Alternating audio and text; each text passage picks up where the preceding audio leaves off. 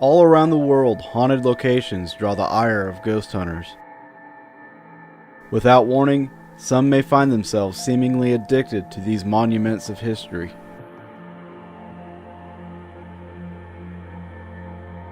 Some investigators find that their attachment is due to the level of activity captured at any one location. It is our belief that one may find a deeper connection with the spirits at any given place. Our return to Malvern Manor is no different. For Barry, it's an opportunity for closure and validation. I, myself, have felt such a connection that has allowed me to experience and capture amazing activity and evidence.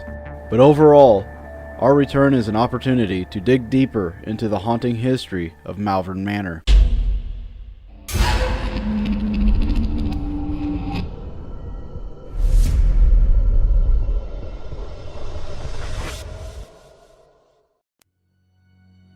Our trip started with a visit to the nearby Villisca Ax Murder House.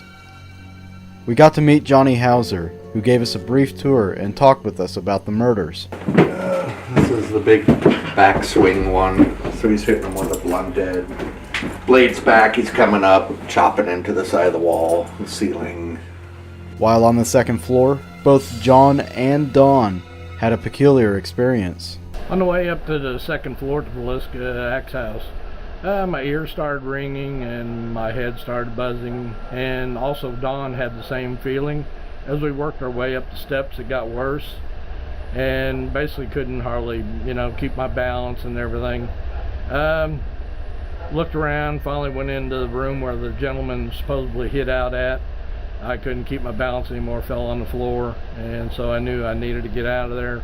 So both myself and Dawn went down the steps, and the buzzing and all that disappeared.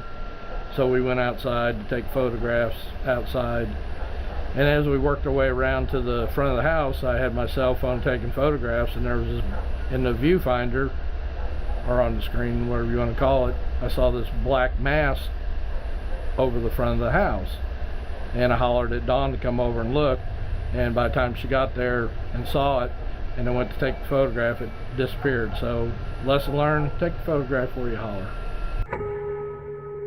As wicked and fascinating as it was, our attention turned back to Malvern Manor, where we had the chance to sit with Josh Hurd and learn of some of the new information that has come to light since our last investigation.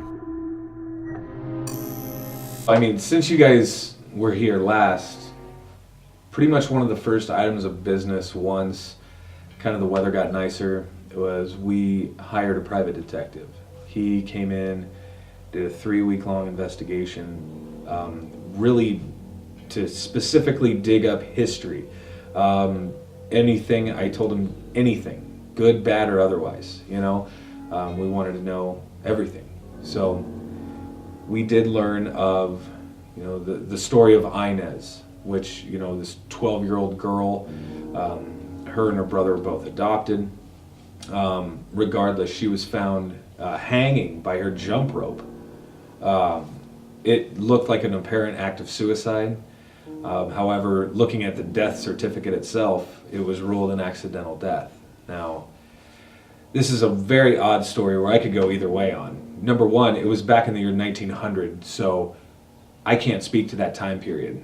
I can speak now where I don't know many 12-year-olds who are actively suicidal, or legitimately suicidal.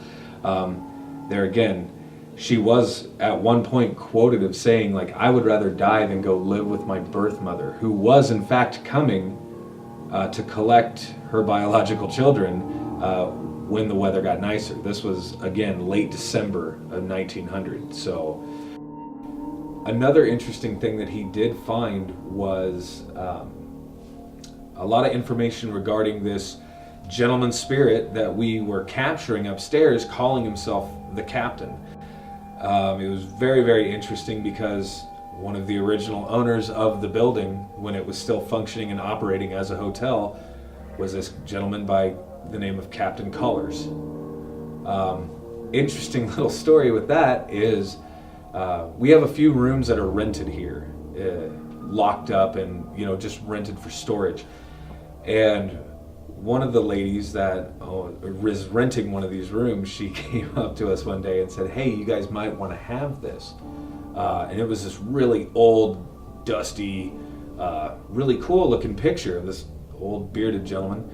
And we're like, "Okay, cool. Who is that?" And she's like, "That's Captain Colors." And our jaws dropped. Like, we had no idea. Like, this was amazing. And it was here the entire time. The whole time, this really cool piece of history was sitting in this building, and we had no idea.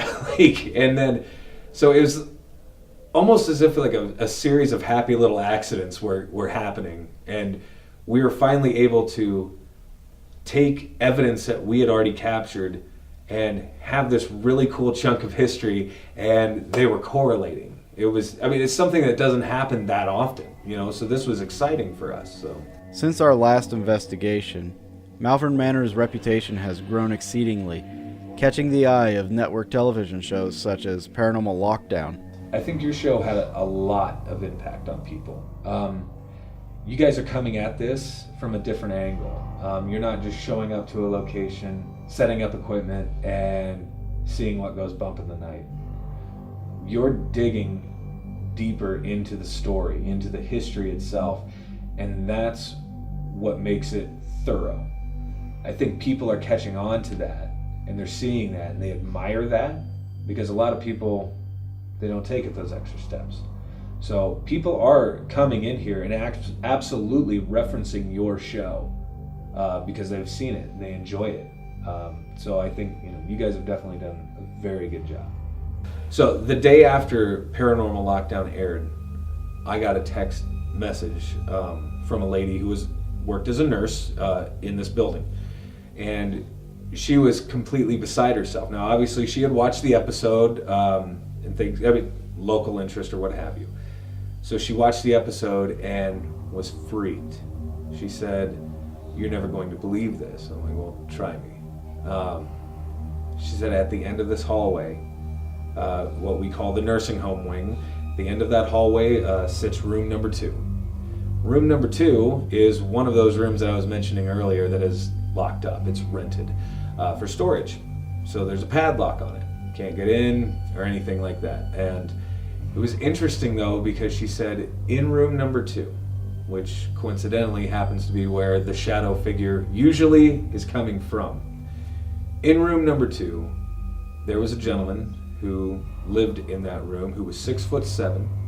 He was mentally deranged.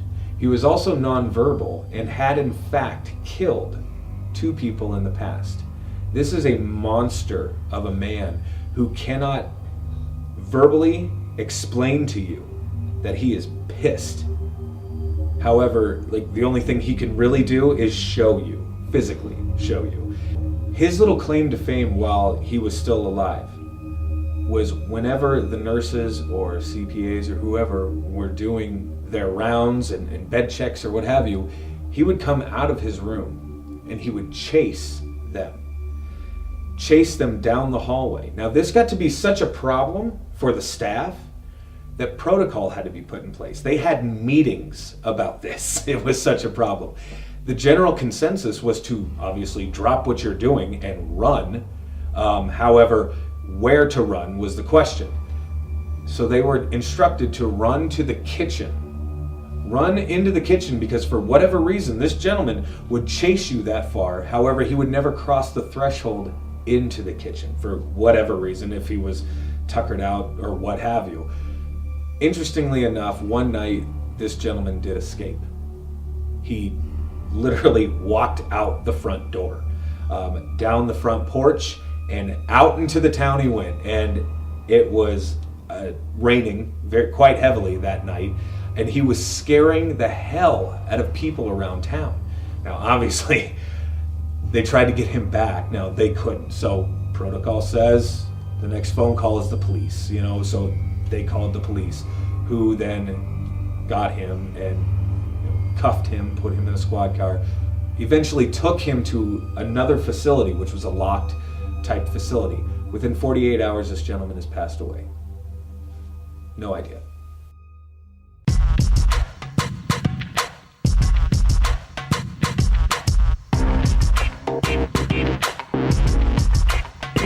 Right now, Dawn and John are running wires for our cameras to be set up with our DVR system over on this table here.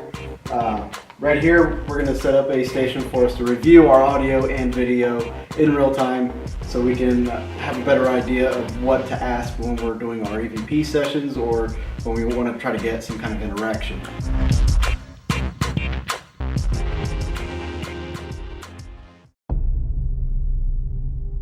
So I was setting up some cameras and I heard some talking upstairs, I heard a little conversation and some knocking. And then I went and got John and it quit, but then he heard some scuffling around up there. As I set up in the nurse's hall to film a monologue, I started to hear voices of people talking.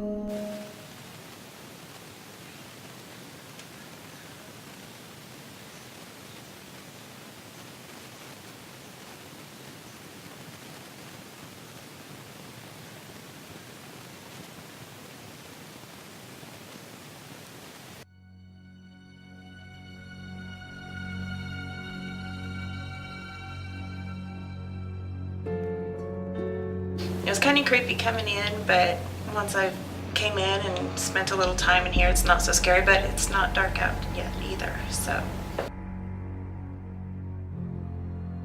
There's a lot of stuff that hasn't been even put online yet. You know, a lot of voices in Gracie's room, especially surrounding men, surrounding male investigators especially when they're sitting in her chair, lying on her bed, what have you. That's really what seems to trigger her the most.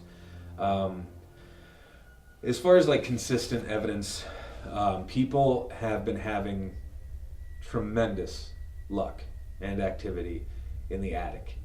Generally, what happens is they're taking a recorder, and we're the exact same. We'll take a recorder, we'll place it at the top of the steps, and we'll obviously announce who we are and, you know, give us 90 seconds to clear the floor, clear the building, what have you.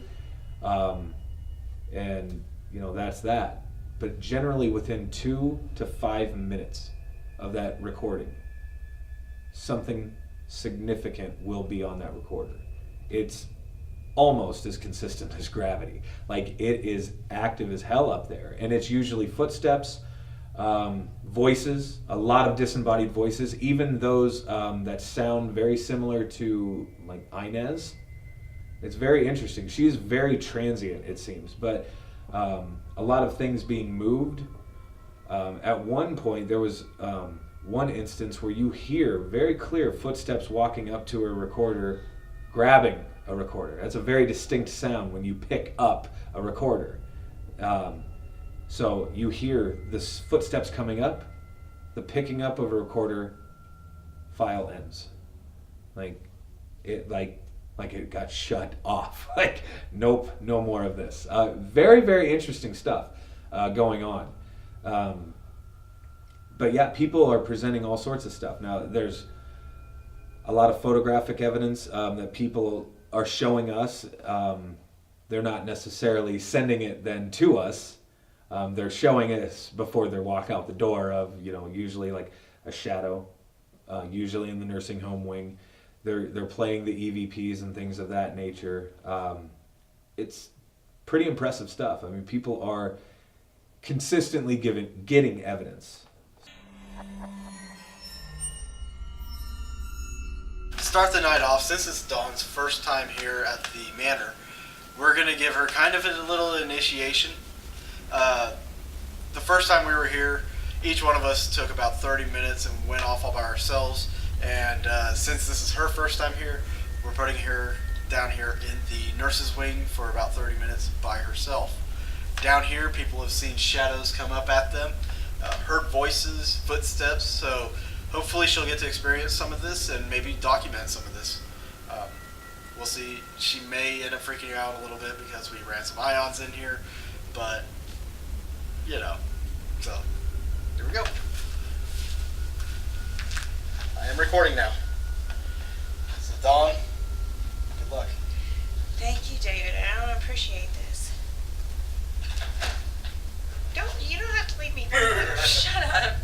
You don't have to leave me for 30. I heard you. Just checking. your eye on me? Keeping an eye on you.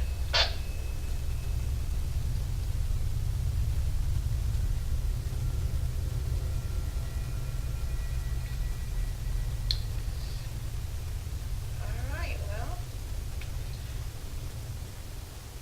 I'm Dawn. This is my first time here. It's really kind of scary, but I'm not here to harm anybody. So,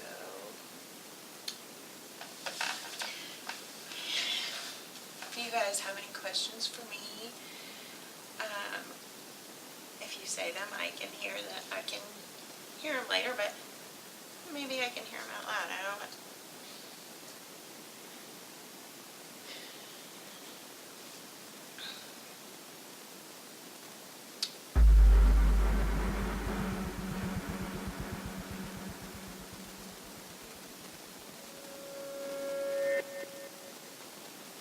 Do you kind of like having the place to yourself?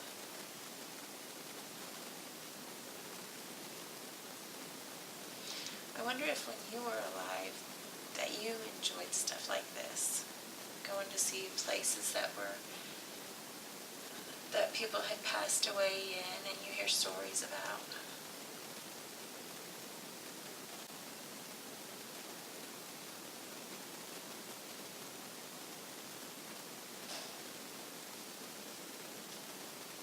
Hey, John?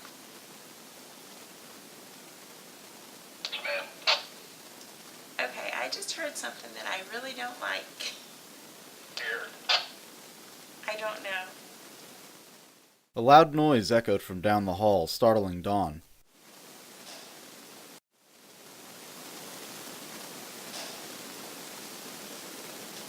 Shortly after, it seems something could possibly be having an effect on Dawn, as she gets quiet and starts feeling a presence.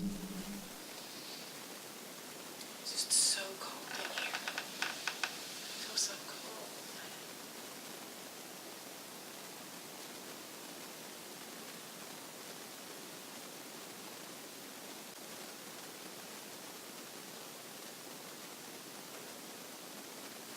Is that you making me cold?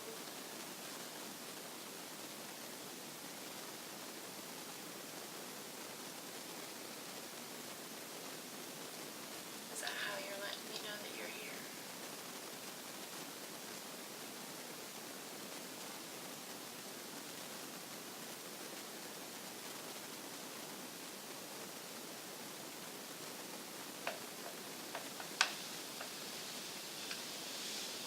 Because I was pretty warm when I came in, and I feel like that was my nerves. But it's cold. It's cold everywhere right here. It's even cold in my lap. Is that you? If there's someone here with me, just tug on my hair.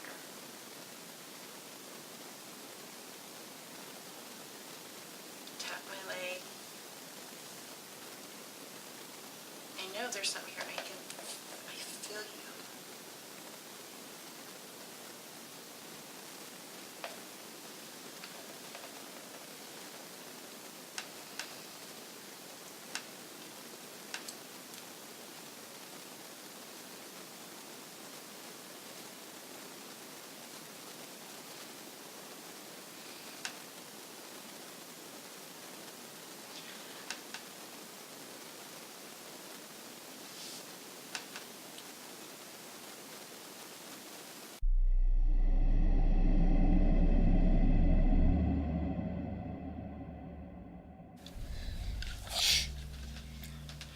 Alright, like we do every time we do a investigation. Let me shut this light off in here.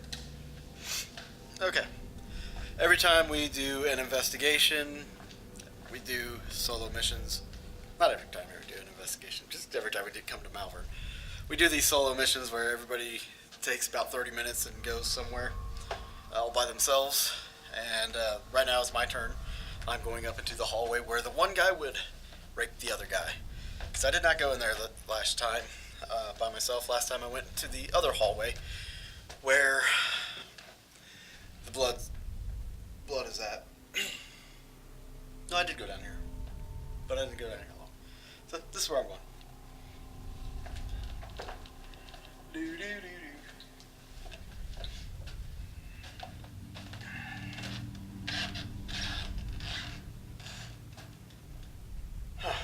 Okay. Let's start off in his room. Kill this. Let's go in here. This has a recorder right here on this counter.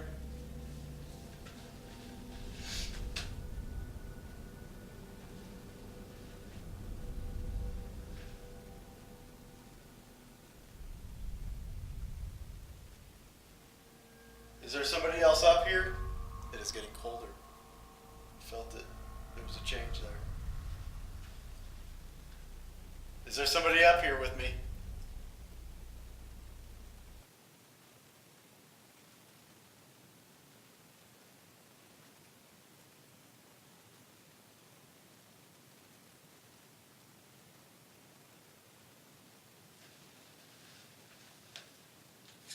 Are you out here in the hallway?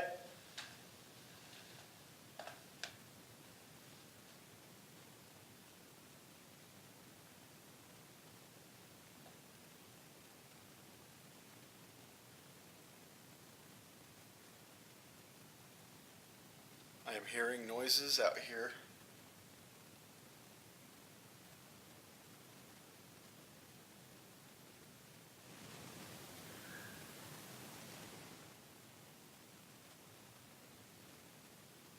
Hey, did you guys just radio?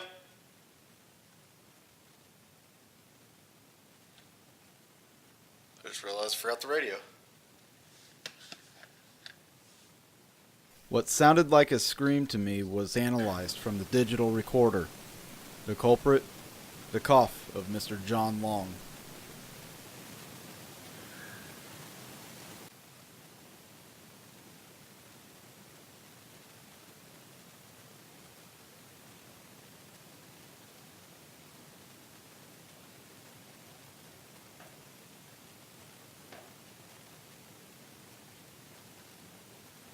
Just had two pops outside the room. Had two pops. Are you coming in here?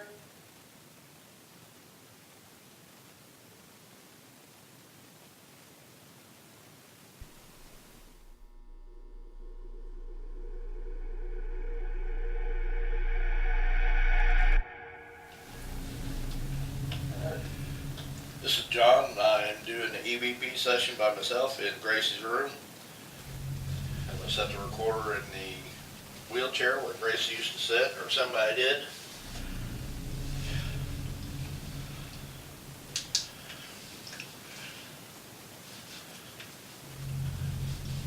Gracie, are you with us tonight?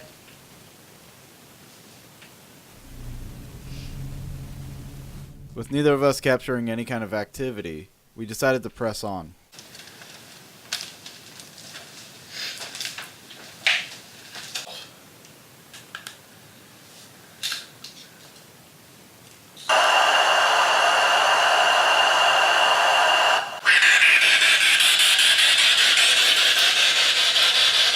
As I set the PSB-7 in the closet where the little girl was found hung, a light anomaly appeared on camera as to come out of the closet and over my head. At this time, we aren't saying this is paranormal, but it does seem to be a strange anomaly. Hi, Inez. This is Dawn. I was up here before to visit with you. And I hope you're in here with me now.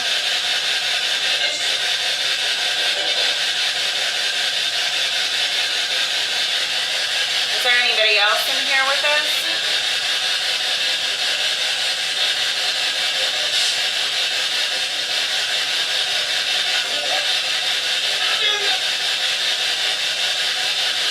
Can you say your name?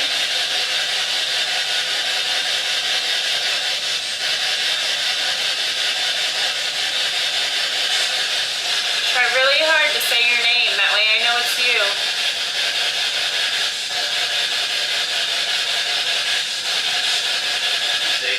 Who's David? Something like that. Either who's David or who's Dale. I'm David. Hello. Hey. How are you?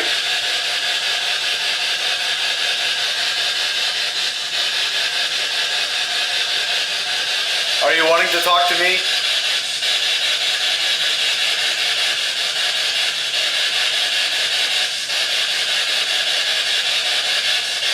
What's your name?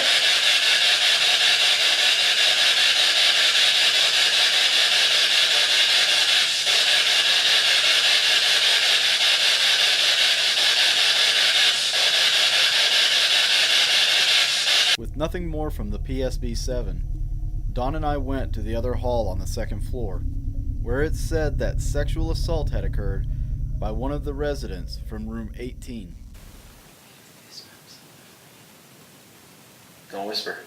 I have goosebumps all over me. I forget not to whisper. See, this is whenever I started hearing the noises. Is when I started confronting the person. Yeah. Like, not, I guess you can call it provoking. See, there's only certain times I'll provoke, and this is... It's even my head. Getting the tinglies. Like, yeah, like if you could get goosebumps on your head.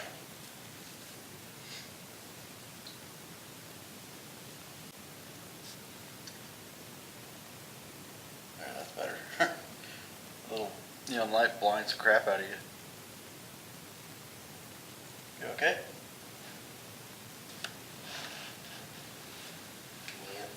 Yeah, you're just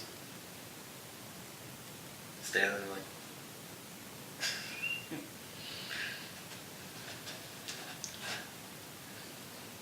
Sound drained, tired. I'm fine. Maybe it was the turkey. At this point, it was clear to me that something was having a draining effect on Dawn. For fear of her safety, I wanted to get her out of the room. Let's come out of this room.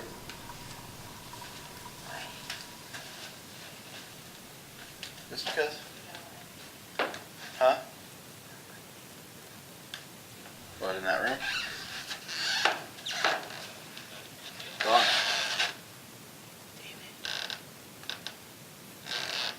It's like getting really right up in my face there. Are you sure you're okay? Yeah. Let's go downstairs. Come on. I'll get it when I come back up. Come on. After explaining what was going on with Dawn, we had suspicion that she may unknowingly be gifted. John and I took her back up to the room to see if we could validate our suspicions. You know what's gonna happen to you, don't you, for doing all that? You think you're in the big trouble now? Boy, buddy, once they get you down in the toaster. Did you hear that? Yep. And get that big old horn up your ass.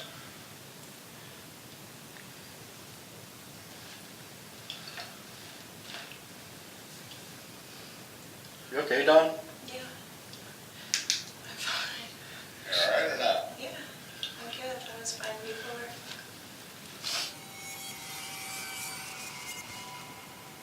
You can come in here. Do you want to tell us your side of the story if you really did rape that old boy next door all the time? And while you're at it, why don't you tell us your name?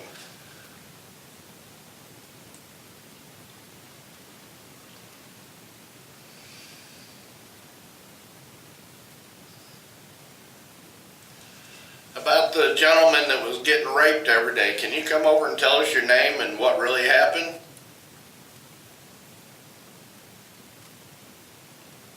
If you know the guy's real name, can you tell us that too?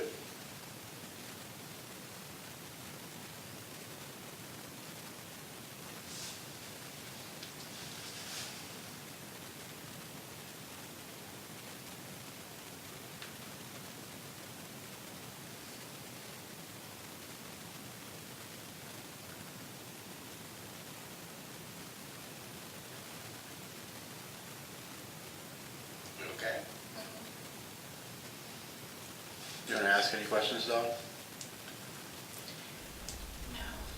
What's 2 plus 2? What's 4 plus 4? How old are you?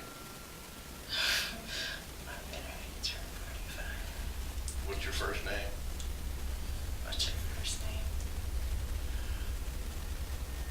John. I'm not. Okay. What's your last name? What's your last name? Long, long way.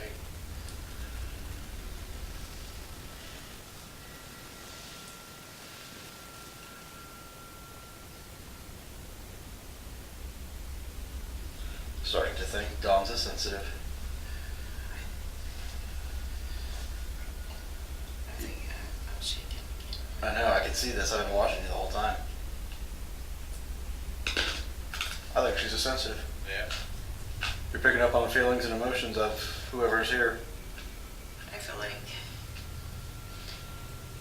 maybe he did some bad, but he's sorry. I feel like something happened. To cause him to behave in a certain manner. Yeah, he was. I have goosebumps all over me. It's like he did something happened to him, like it does a lot of people, and then he just repeated it, and he's sorry. Am I really, really red and you can't tell? I can't tell on the green screen. So hot, like I'm burning, but my hands are freezing. But I feel like that's what happened. I don't feel like he's a bad person, but I just don't feel like. Let me ask you something, Dawn. Have you ever felt that you might be sensitive to be able to pick up on emotions of other people? Yeah. Have you ever expressed that to anybody? Carmen, have you ever looked into it more, or? Okay. Just know that I felt like when you were saying that stuff about, like when you were really mean when we came in here, it kind of, I don't want to say it pissed me off at you, but it kind of pissed me off. Yeah, I saw that. Like you. That's what I'm telling you. That's what I was saying. Whenever you were popping your neck, you gave this really look to it. But I feel like I can never be mad at John. But I was like, I wanted to say, have you ever been there? Do you know what that's like? But not for me. You know what I mean? Yeah. Does that make sense? Well, I kind of had to do that to see what your reaction was. Yeah. That was why I did that. I found out. So. Because of the activity that happened with Dawn tonight, we are actually going to have to be more careful tomorrow night with our investigation. We're going to have to keep an eye on her to make sure things don't get out of control. With Barry here tomorrow, this is going to help out a lot, and maybe we can capture more activity, maybe some more evidence on audio or video. So we're looking forward to tomorrow, and we'll see you guys on the next episode.